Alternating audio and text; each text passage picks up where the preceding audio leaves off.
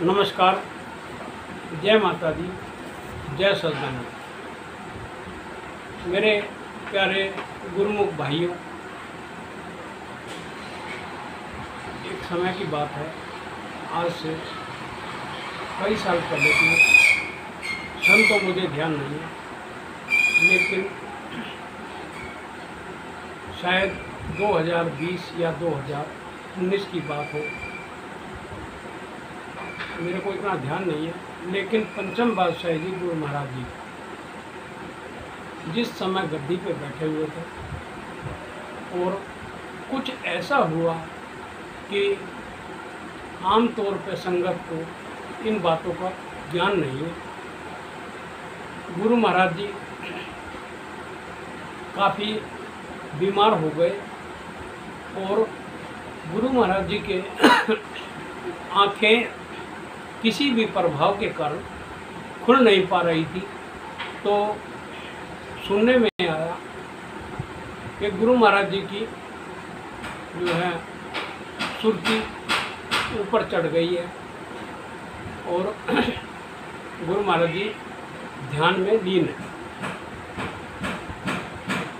तो एक दिन जो है मेरे परिवार, मेरे बीवी बच्चे अपने मायके गए हुए थे, तो माता रानी ने मेरे को आदेश दिया कि भाई एक बात बताओ, आप जिन गुरुओं की शरण में हजारों लाखों महात्मा बाई हैं और आप उन पे तो ध्यान देते हो, लेकिन जो उन सबको और आपको संभालने वाले हैं उन पे कोई ध्यान क्यों नहीं दे रहा। तो माता रानी मुझे लेकर पूना किसी हॉस्पिटल के अंदर गई और माता ने खिड़की के द्वारा अंदर उस कमरे में प्रवेश किया जहाँ पे गुरु महाराज जी विराजमान हैं। तो माता ने मुझे बोला कि अगर किसी भी गेट से तुम जाओगे तो तुम्हें जाने ही नहीं दिया जाएगा, और खिड़की के द्वारा हम उस कमरे के अंदर पहुँचे। माता ने अपना मुख खोल लिया और गुरु महाराज जी के ऊपर जो क्रियाएं की हुई थी पाकिस्तान के मौलवियों द्वारा, माता ने अपना मुख खोला और गुरु महाराज जी के सामने खड़ी हो गई।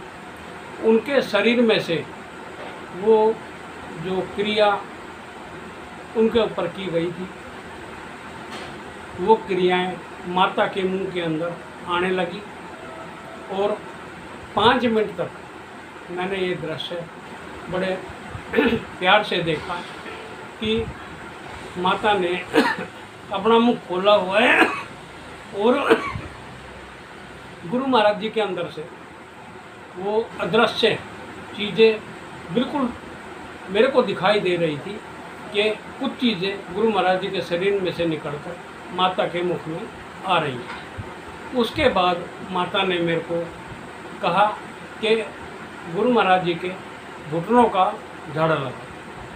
घुटनों पे झाड़ा लगाने के बाद में मैं और माता दोनों मेरे घर आ गए।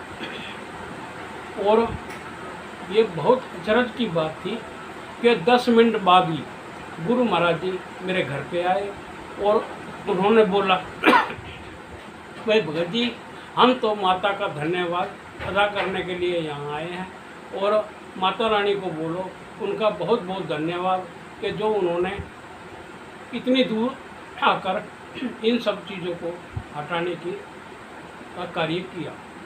तो हम उनका धन्यवाद करते हैं और हमारा धन्यवाद आप माता तक पहुंचा।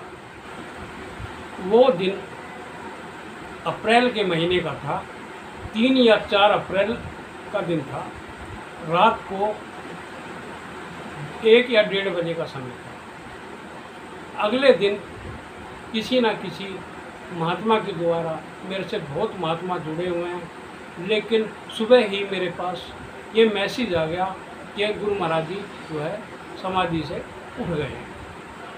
तो मेरे लिए इससे बड़ी खुशी की कोई बात थी ही नहीं कि हमारे सद्गुरु और हमारे ऊपर कृपा करने वाले हमारे प्रभु स्वस्थ हुए या उन्होंने आंखें खोली और लोगों के बीच में धीरे धीरे वो हर त्यौहार पे आने लगे और उनके दर्शन सब लोग कर पाए।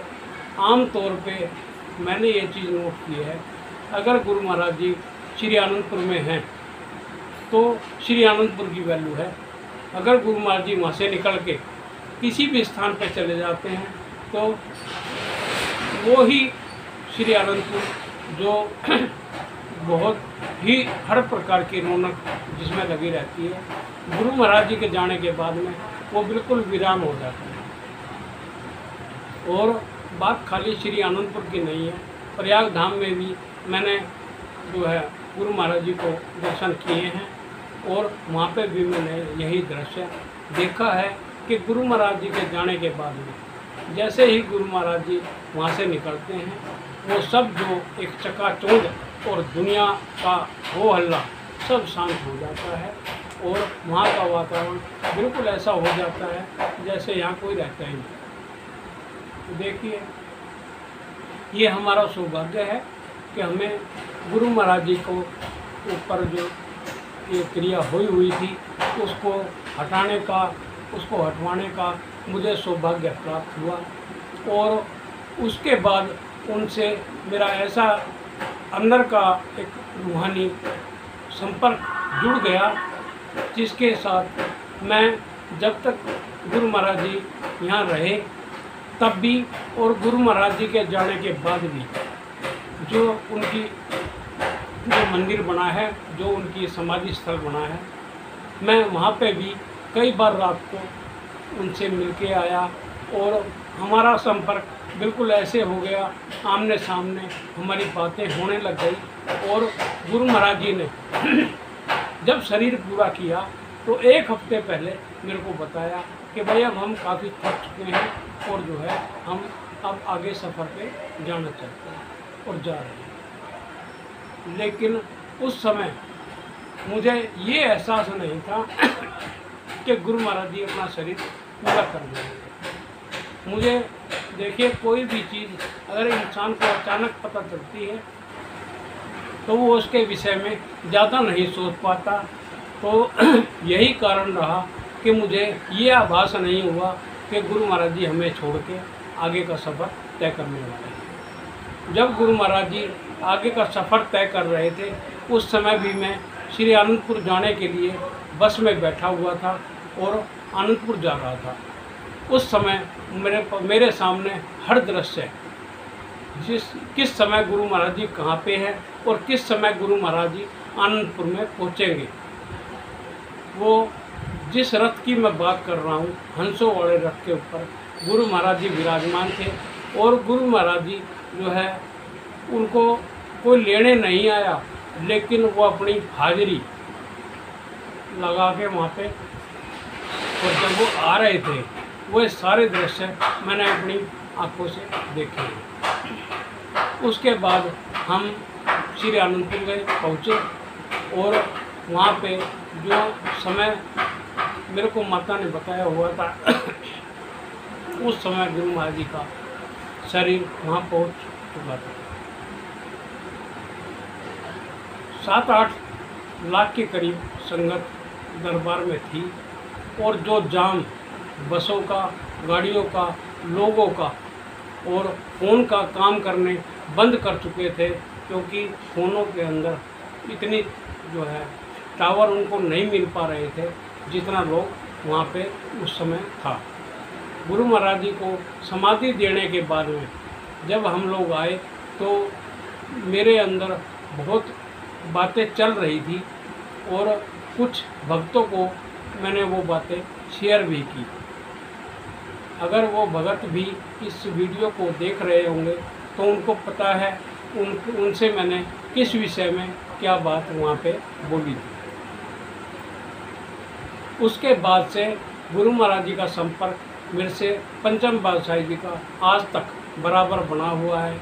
और देखिए, मैं इस चीज़ में कोई बड़ाई समझ के ये बातें नहीं बोल रहा हूँ।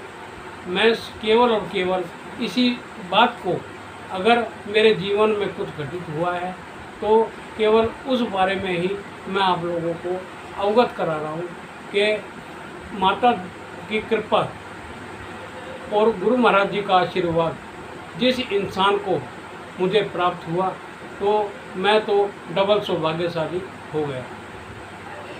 तो जो मैंने मंदिर बनाया हुआ है वहाँ पे नीचे माता रानी का मंदिर है और ऊपर गुरु महाराज जी का मंदिर है। तो ऐसा ये शायद विश्व में एक ही मंदिर है जहाँ पे माँ और बाप दोनों विराजमान हैं। और मैं इस चीज़ को इसलिए नहीं बोल रहा हूँ कि मैं किसी चर्चा में आना चाहता हूँ, मैं किसी चर्चा में नहीं आना चाहता, लेकिन जो हमारे भाग्यशाली गुरुमुख भाई बहन हैं उनको मैं केवल ये बताना चाहता हूँ कि गुरु महाराज जी ने अपने जीवन में बहुत संघर्ष किए, बहुत मेहनत की। हम लोगों के हर छोटी से छोटी बातों का ख्याल करते हुए उन्होंने अपना जीवन पूरा किया। और गुरु महाराज जी के जो 24 घंटे में से 20-20 घंटे गुरु महाराज जी ने भक्ति की है। तो जो भक्ति उन्होंने खुद की है, जिसका रास्ता उन्होंने हमें दिखाया है, जो नामदान हमें दिया है, अगर उस नामदान का लाभ हम ना उठा पाए तो इससे बड़ा दुर्भाग्य हमारे लिए कुछ नहीं हो सकता। क्योंकि इस समय हमारे पास मनुष्य शरीर भी है, हमारे पास गुरु भी हैं ज्ञान देने के लिए, और गुरु के द्वारा जो नामदान हमें दिया गया है ये छोटी मोटी चीज़ नहीं है। इसको बोलते हैं अजपा जाप गायत्री। शायद आम तौर पे 100 में से 100 गुरुमुखों को इस बात का भी ज्ञान नहीं होगा कि ये अजपा जाप गायत्री है, ये हर इंसान के अंदर चल रही है। और जो हम गुरुमुख हैं वो इसका फ़ायदा उठा सकते हैं, और जिनको इस चीज़ का ज्ञान नहीं है, जिसको इस नाम का ज्ञान ही नहीं है, उनके लिए तो ये व्यर्थ जा रहा है। चल हर इंसान के अंदर रहा है, लेकिन कौन इसका इस्तेमाल कर सकता है, कौन इसका फ़ायदा उठा सकता है और कोई कौन नहीं उठा सकता, ये सब उनकी किस्मतों के ऊपर है। जय सच्चिदानंद। नमस्कार।